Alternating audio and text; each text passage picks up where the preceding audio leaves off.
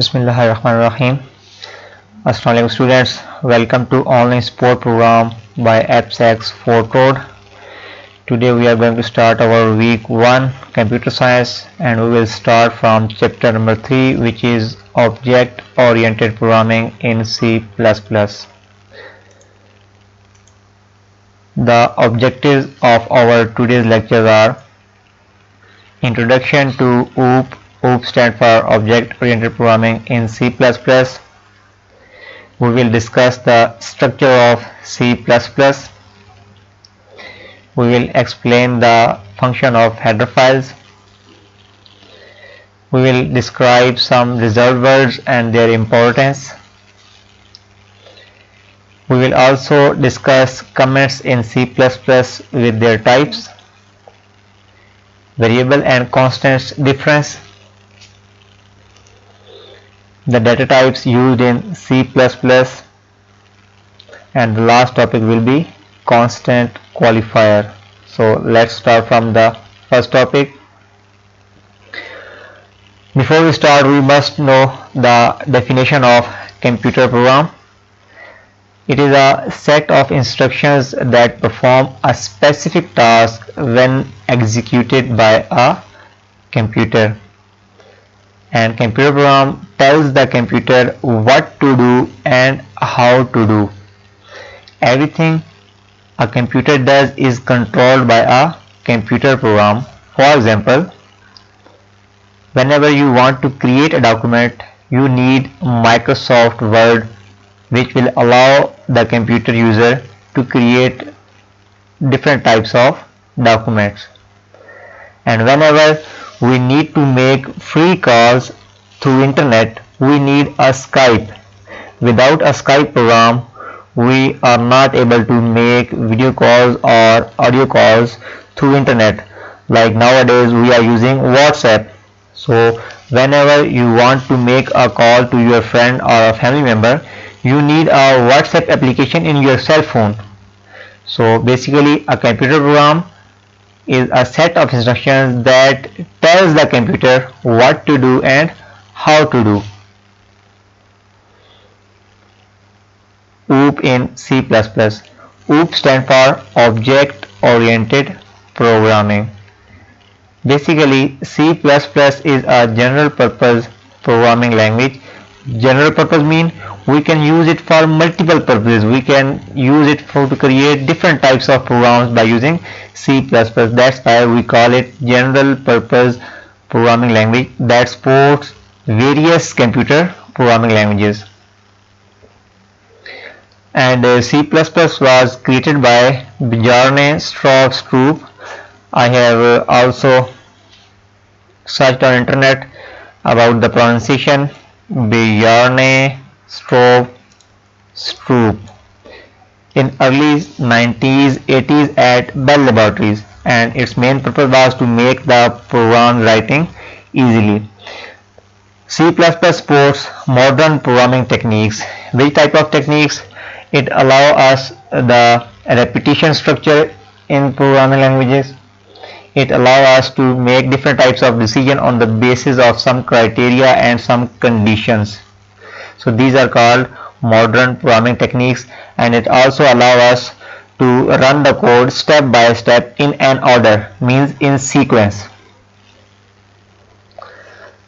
It is commonly used for developing high performance commercial softwares, games and graphics related programs.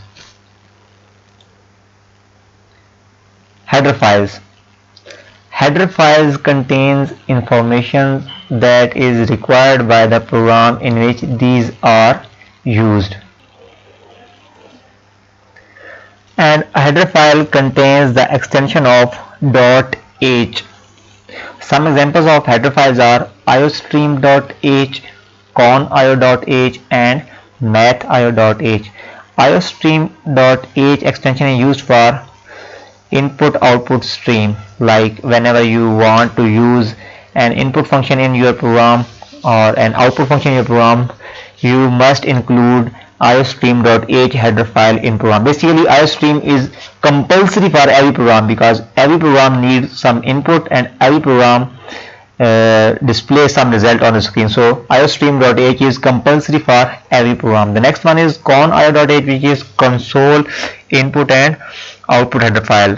The third one is math.h header file. Basically it is used to use some built-in functions of maths. If you want to use some built-in functions of maths in your program, then you must include this header file math.h, and these files are included in the standard library of C++ compilers, and header files are mostly included at the top of the program by using preprocessor directives. So the next topic is preprocessor directives. It is used to include a header file at the beginning of program. So whenever you want to include a header file in your program, you need a preprocessor directive, which is written at the very top of the program. Means in the first line you will write down the preprocessor directive to include the header file, and header file will tell the program about the functions being used in your program.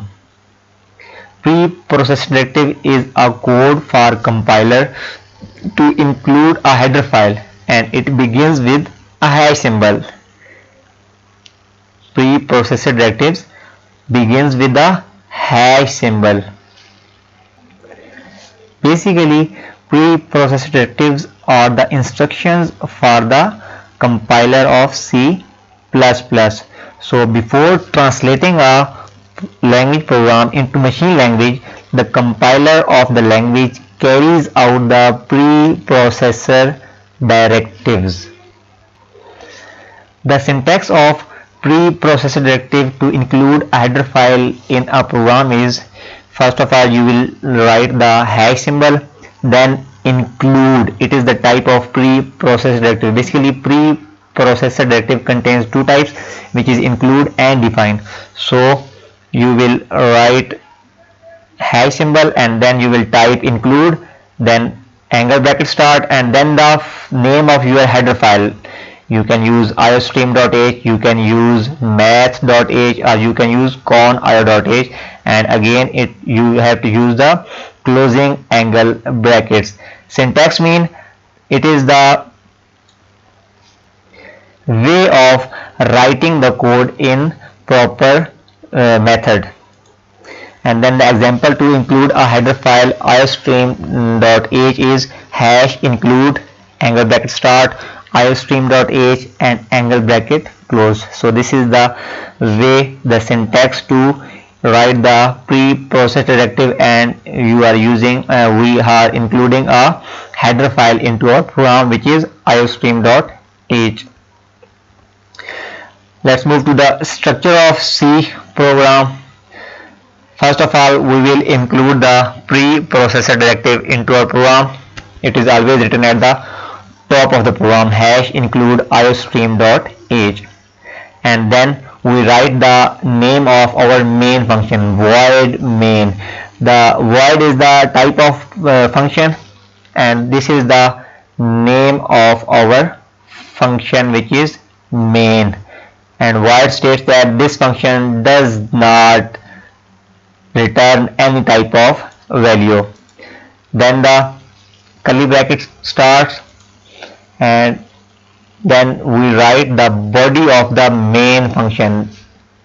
This is our main function, which is void main, and in curly brackets we are going to write the body of the main function. So in the body of main function we have written only one statement, which is output statement, cout, welcome to C++ language, and then we are using closing bracket of the main body. So basically this whole area, starting curly brackets and closing curly brackets, these are known as the body of the main function. This is the name of the main function, and this one cout, it is the statement written inside the body of the main function. This is only one statement.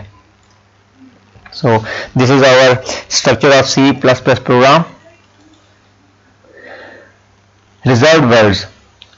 Reserved words are special words which are reserved by a programming language for a specific function in the program.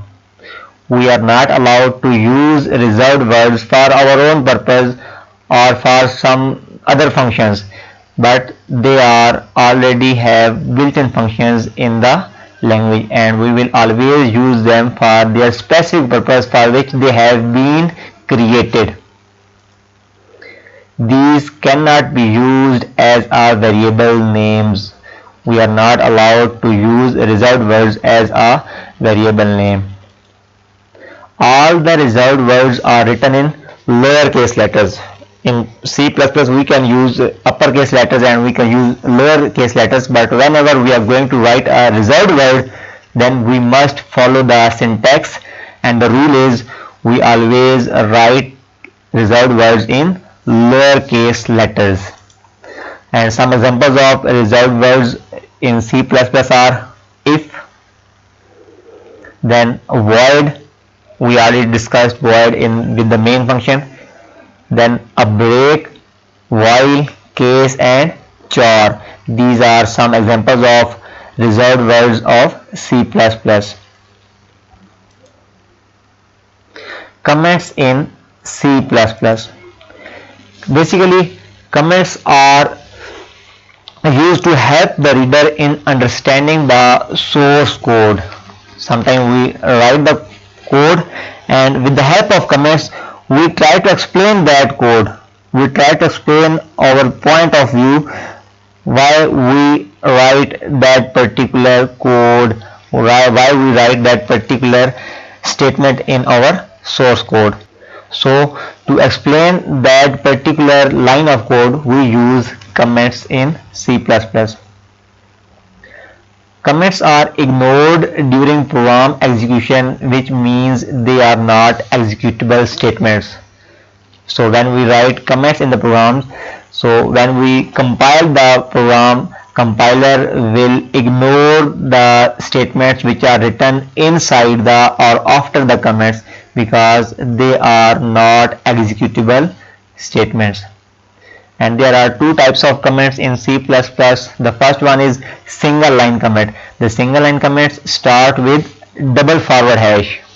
The single line commits start with double forward slash and continue until the end of line. And the second type is multiple line commits.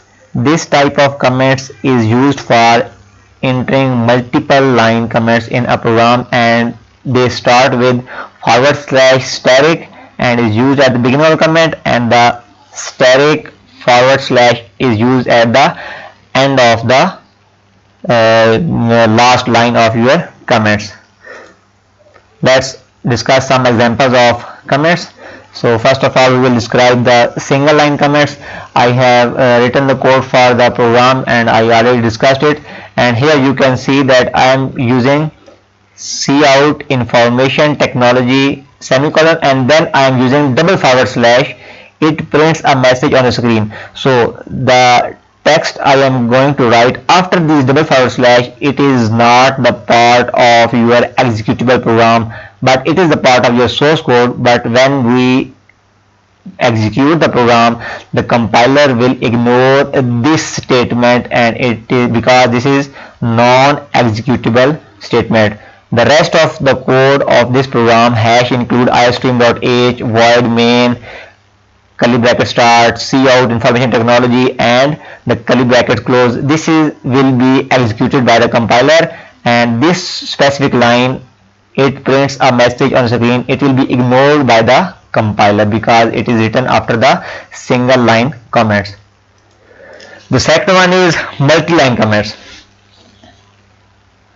Same code, I just repeated the statements cout information technology, and here I am using forward slash static, and again I am closing the comments after second line static forward slash. So whenever I will run this code, these two lines cout information technology 1 and cout information technology 2, the compiler will ignore these two lines because these two statements are written inside the comments, multi-line comments. Only the third line, cout information technology 3, will be executed because this is written outside the multi-line comments.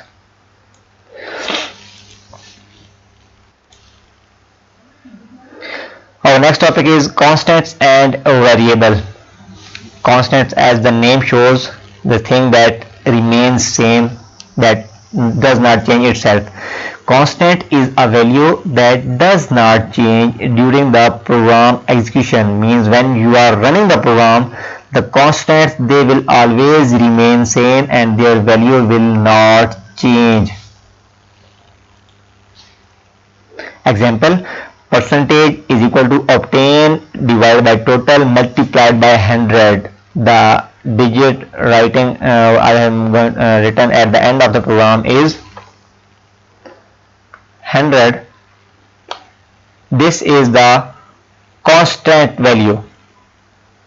Obtained marks can be changed, total marks can be changed, but 100 will remain always 100. This is called the constant in this expression.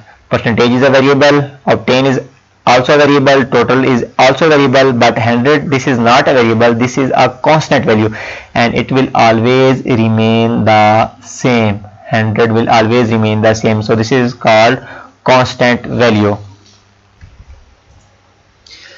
Variable. Variable is a name of memory location in which computer stores some value or a data. It is used to store a value of different types.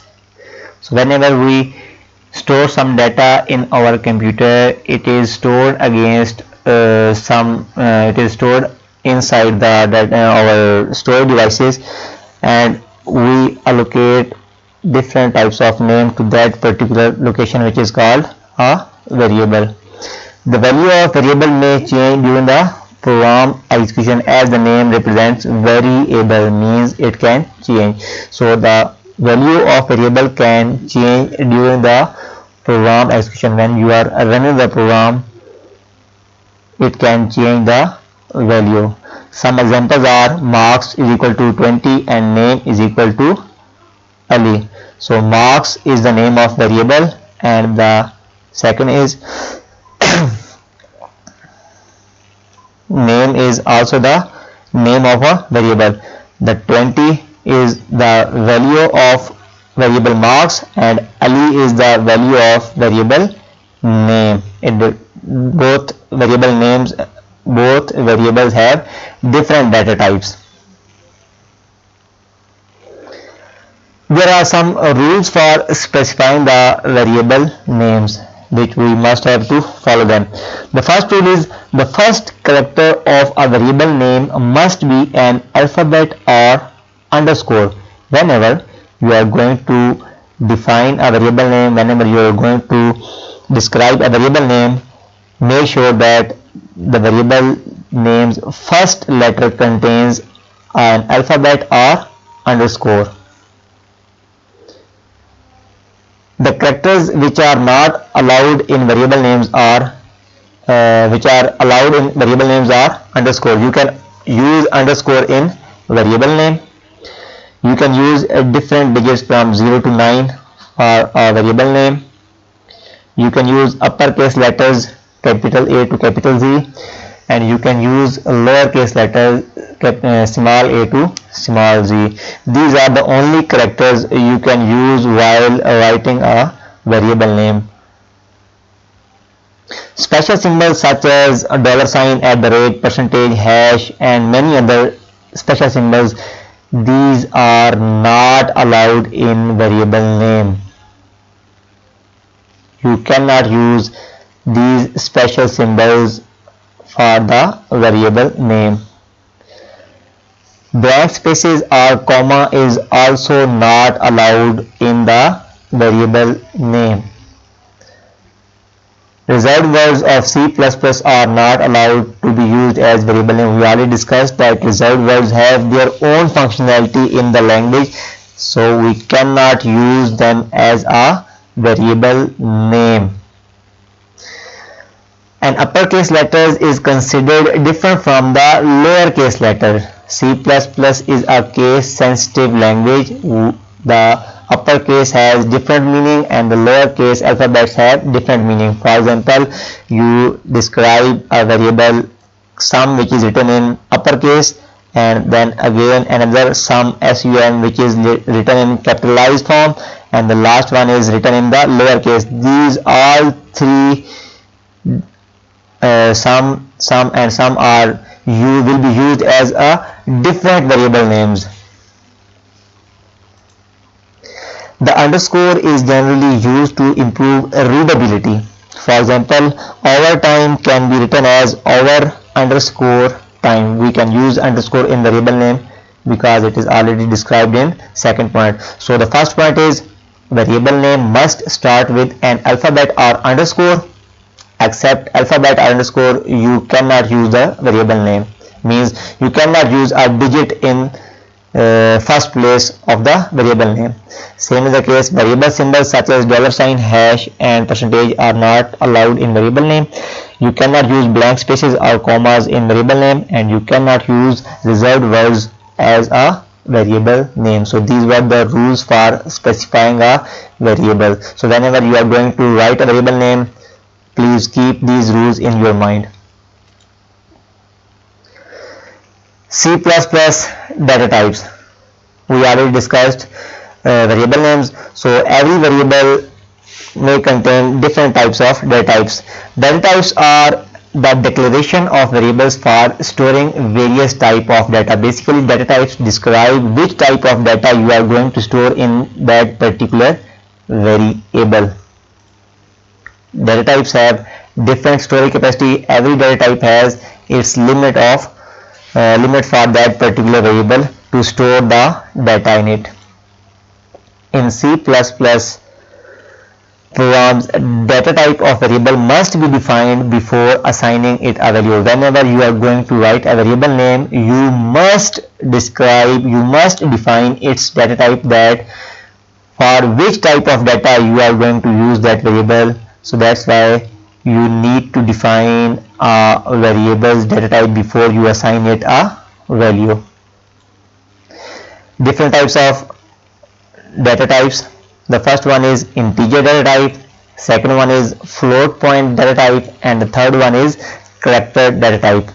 Let's describe them in some detail. Integer data type. It is a data type that is used to define numeric variables to store whole numbers, to store complete numbers without fractional parts. Example, whenever you are going to store the number -3, you can use integer data type for that variable. Whenever you are going to store a value 0, you can use integer data type. 367, you can use a variable of integer data type, and many other different types of values. So for such type of values, you need integer data type variable. The storage capacity of integer, the short form for the integer, we will write int. Alright, so the variable which contains the int data type, it can store the data of 4 bytes. Same is the case if we describe unsigned int to a variable name, that will also occupy 4 bytes in the memory, and the short int variable will occupy 2 bytes in the memory. The ranges of their values are also given in the book, so consult the book for the ranges of these types of integer data types. The second one is float point. It is a data type that is used to define numeric variables to store numbers having fractional parts. In integer, we were storing whole numbers without fractional parts, but in float variables we are going to store the numbers which have fractional part in them. Example data: 3.2, 0.56, 367.564 and many other different types of data. So these all values contain fractional part in them. So whenever you are going to save these value in a variable name, that variable must have the data type of float. These numbers are also known as real numbers. The short form of floating point is float. Whenever you are going to describe a floating point variable, you will write float before the variable name. And the storage capacity for float variable is, if you specify a float data type, then that variable will occupy 4 bytes in the memory. And if you define a double float to a variable, then that variable can store the memory of 8 bytes. The next one is character data type.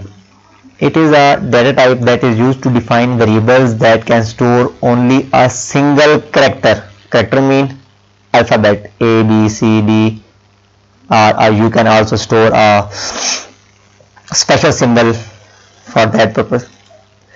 The short form of character is char, like we were using int for the integer variable data type. For the character data type, we are going to use char, C-H-A-R, short form. A variable of type char can store lowercase letters and uppercase letters, or a digit or a special characters in them. The characters are written within the single quotation. Whenever you are going to store a value in character data type variable, that value must be written inside the single quotation mark. The example is A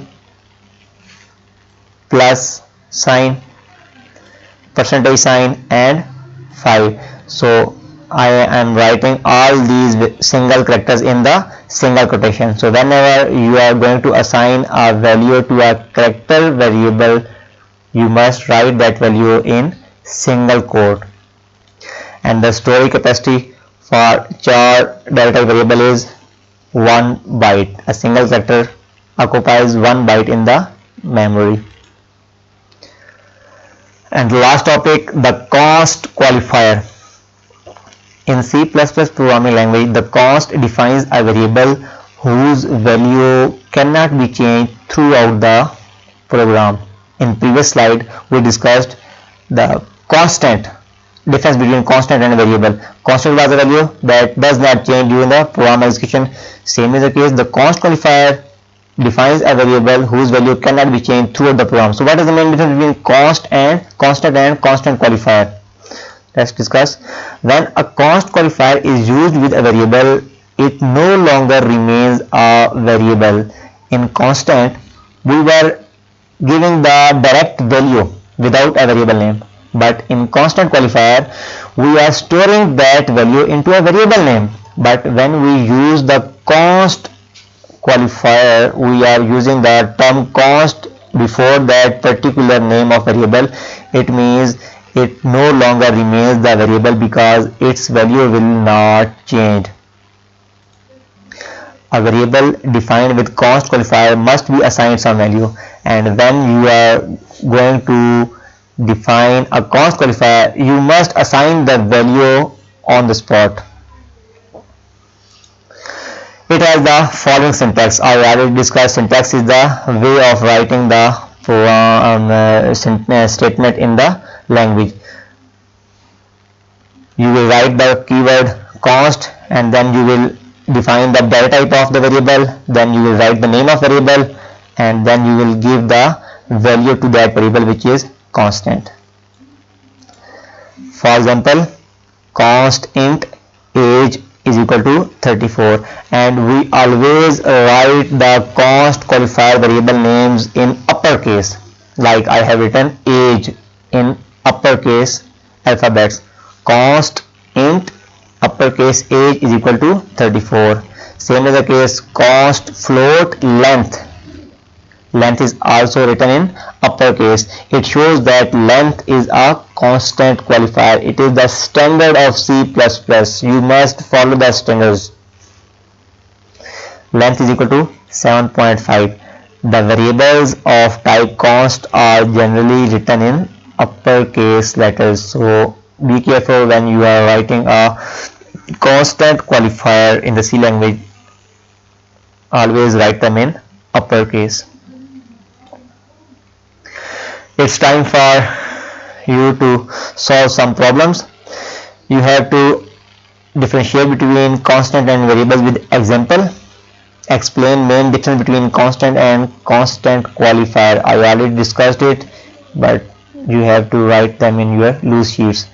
Why data types are used in C++, why we need them.